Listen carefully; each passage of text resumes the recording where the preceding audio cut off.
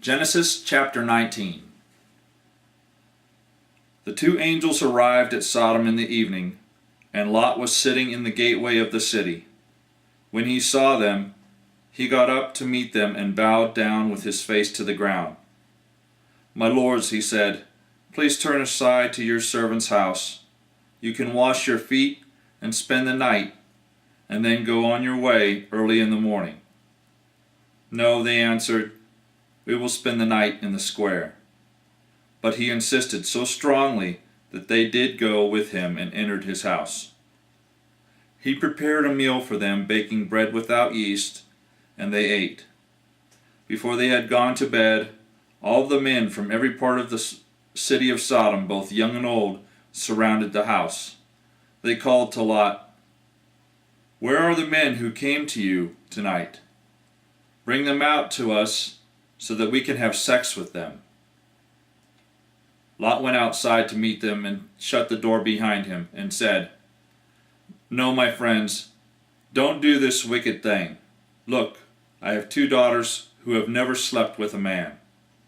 Let me bring them out to you, and you can do what you like with them. But don't do anything to these men, for they have come under the protection of my roof." "Get out of our way," they replied. And they said, "This fellow came here as an alien, and now he wants to play the judge. We'll treat you worse than them." They kept bringing pressure on Lot and moved forward to break down the door. But the men inside reached out and shut the door. Pulled Lot back into the house and shut the door. Then they struck the men who were at the door of the house, young and old, with blindness, so they could not find the door. The two men said to Lot, "Do you have anyone else here, sons-in-law, sons, daughters, or anyone in the city who belongs to you? Get them out of here, because we are going to destroy this place. The outcry to the Lord, against its people is so great that he has sent us to destroy it." So Lot went out and spoke to his sons-in-law who were pledged to marry his daughters and said, "Hurry, get out of this place, because the Lord is about to destroy the city." But his sons-in-law thought he was joking.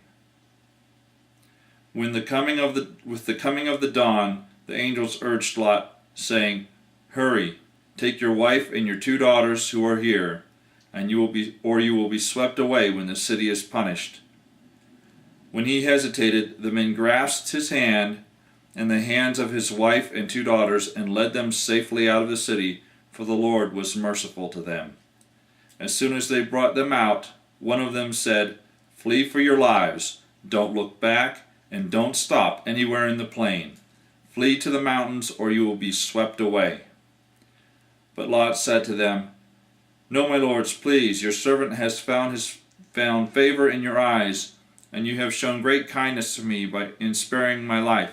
But I can't flee to the mountains. This disaster will overtake me, and I'll die.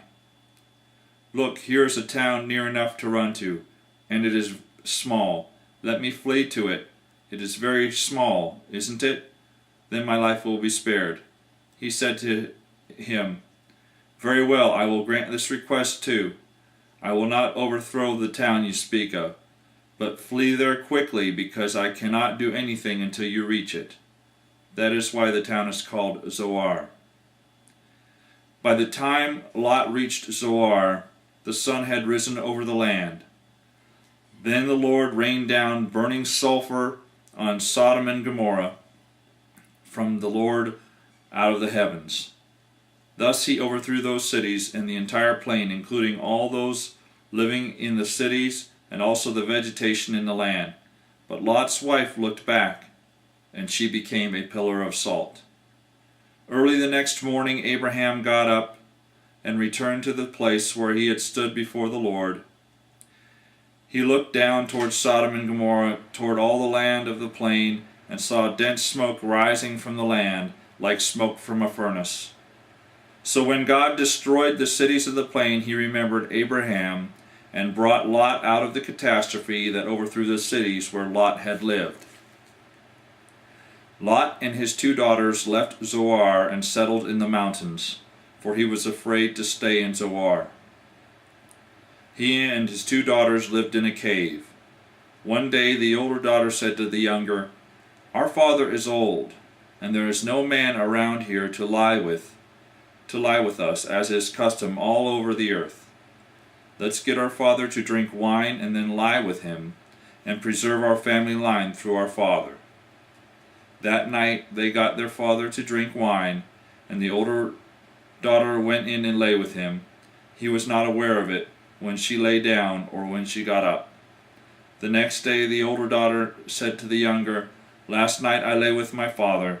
Let's get him to drink wine again tonight, and you can go in and lie with him, so we can preserve our family line through our father." So they got their father to drink wine that night also, and the younger daughter went in and lay with him. Again he was not aware of it when she lay down or when she got up. So both of Lot's daughters became pregnant by their father. The older daughter had a son, and she named him Moab.